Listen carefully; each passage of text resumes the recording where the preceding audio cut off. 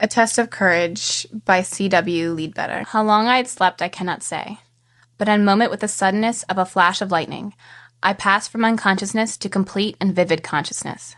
I gave a quick glance round my chamber. Everything was visible, clearly enough in the subdued light of my lamp, turned low for the night. All seemed as usual, nothing out of place, nothing to account in any way for that sudden awakening. But the next moment there thrilled through my soul the well-known voice of that teacher whom I revere and love above all else in the world. Voice uttered but one word. Come. Ere I could spring from my couch in glad obedience, I was seized with a feeling which it would be hopeless to attempt to describe so as to give anyone else an adequate conception of it. Every nerve of my body seemed strained to the breaking point, but some hitherto unexpected force from within. After a moment of excruciating pain, the sensation focused itself in the upper part of the head. Something there seemed to burst, and I found myself floating in the air. One glance I cast behind me, and saw myself, or my body rather, lying soundly asleep upon the bed, and then I soared out into the open air. It was a dark, tempestuous night, and lowering clouds were driving rapidly across the sky, and it seemed to me as if the whole air were full of living creatures, shadowy and indistinctively seen through the darkness, creatures like wreaths of mist or smoke, and yet somehow living and powerful. Creatures would seem perpetually rushing towards me, and yet retired before me, but I swept unheeding. The room in which I had been sleeping is on the bank of a river, and across this my flight tended. At this point, there is in the center of the stream a small islet, little more than a sandbank, half covered when the water is high, and on this islet I alighted. Suddenly, I found myself standing before the form of my mother, who had passed from this life some 6 years before. "What is this?" I cried in amazement. "Hush," she said. "Look there." She pointed to the river, whose waves washed almost to our feet. I looked and saw a sight that might well have made the boldest tremble. Approaching us, along the river, was a vast army of enormous creatures, such as a man's wildest imagination could never conceive. I quite despair of giving any idea of the appearance of this huge mass of advancing horrors.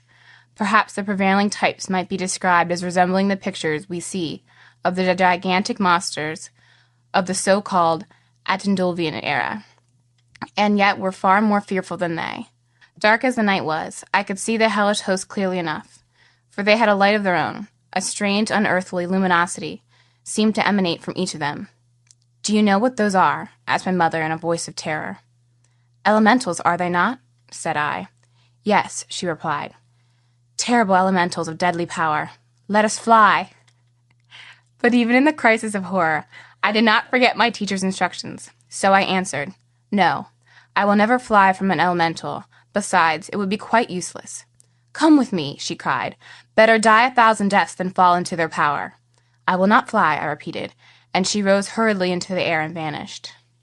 To say that I was abjectly frightened would be an untruth, but I certainly had not the courage to turn my back on the appalling army. And moreover, I felt that my flight from such power would be hopeless. My one chance was to endeavor to stand firm. By this time the advancing host was close at hand, but the first rank, instead of springing upon me as I expected, arrived slowly along in front of me in hideous procession.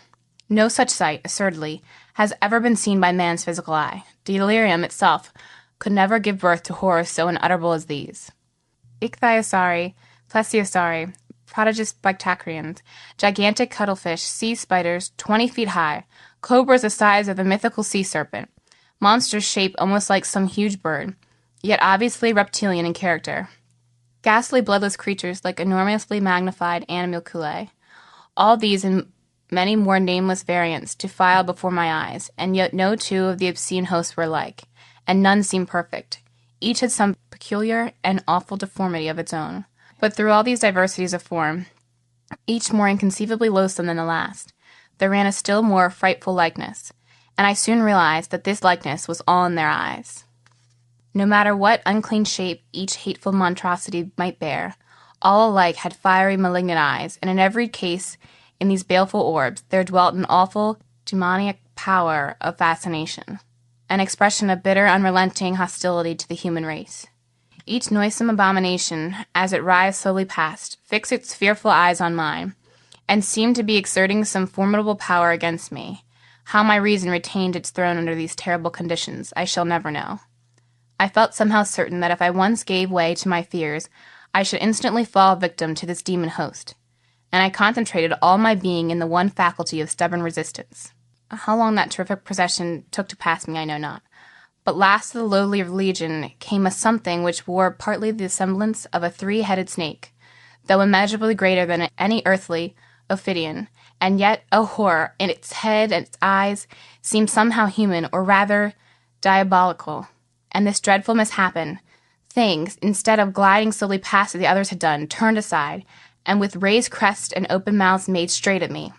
On it came, its blazing eyes fixed on mine, and blood-red slime or foam dropping from its enormous, wide-open jaws, while I summoned up all my willpower for one last stupendous effort. But that I clenched my hands and set my teeth hard, I moved no muscle, although the pestilent effluvium of its burning breath came full in my face, although in its onward rush it splashed the water over my feet, and even dropped its loathsome slime upon them. For I felt that life, and more than life, depending upon the strength of my will. How long the tremendous strain lasted, I cannot say, but just as it seemed that I could hold out no longer, I felt the resistance weaken. The fire died out of the fiendish eyes that were held so close to mine, and with a horrible roar of baffled rage, the unclean monster fell back into the water. The whole troop had vanished, and I was alone in the dark night at first. But before the revulsion of feeling had time to set in, clear and sweet above my head rang the well-known straw bell, and I felt myself rising and moving swiftly through the air. In a moment I was back again in my own room, saw my body still lying in the same position, and with a sort of shock found myself one with it once more. But as I laid myself on my couch, I saw laid upon my bosom a lovely white lotus blossom freshly plucked, with the dew still on the petals. With heart throbbing with delight, I turned towards the light to examine it more closely, when a puff of cold air drew my attention to the fact that my feet were wet, and looking down at them, I was horror-stricken to see they were covered with splashes of vicious red liquid. Instantly, I rushed out to the bathroom and washed them again and again, finding it very difficult to get rid of the filthy, treacly fluid, and when at last I was satisfied, I went back to my room and sat down to admire my lotus blossom, marveling greatly. Now, before lying down again to sleep, I have thus written this account of what happened to me, lest tomorrow I shall fail to recollect any of the points clearly, though indeed there seems little fear of that, for they are burnt into my brain. Later, my wonderful story is not yet quite finished. After writing thus far, I lay down and slept, and was so weary that, contrary to my custom, I did not wake until after sunrise. The first object on which my eye fell was my lotus blossom in the cup of water in which I had placed it before writing. And by the clearer light of day, I discerned some reddish stains at the foot of the sheet on which I had lain. Rising, I determined to plunge into the river and swim across, so as to view by the morning light the scene of this strange nocturnal adventure. There lay the islet, there were the low, level banks, just as I had seen them then, and yet by the clear morning sunshine, it was difficult to put upon this stage the ghastly dramatis personae that occupied it that night. I swam out to the sandbank, for it seemed to me that I could identify the very spot where I stood during the terrible trial. Yes, here surely it must be, and powers above us. What is this? Here are footprints in the sand, 2 deep footprints, side by side, made evidently by one who stood long and firmly in one position. No others leading up to them, either from the water or from the other side of the islet, only just these 2 footprints. My footprints undoubtedly, for I tried them, and they fit exactly. And once more, what is this? Here on the sand, close by the footprints, I find traces still left of the horrible vicious liquid, the foul red slime that fell from the jaws of the elemental dragon. I have thought over every possible hypothesis, and I cannot escape the conclusion that my experience is a real one. I did not walk in my sleep to make those footprints, for to reach the islet I must have swum some distance, and then not my feet alone, but my whole body and clothes must have been wet, and besides, that theory would hardly account for the slime and the lotus.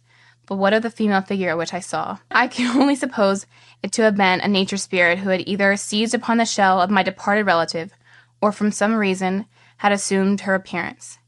Now, immediately on my return from the swim, I have made this addition to my narrative. End of A Test of Courage by C.W. Ledbetter.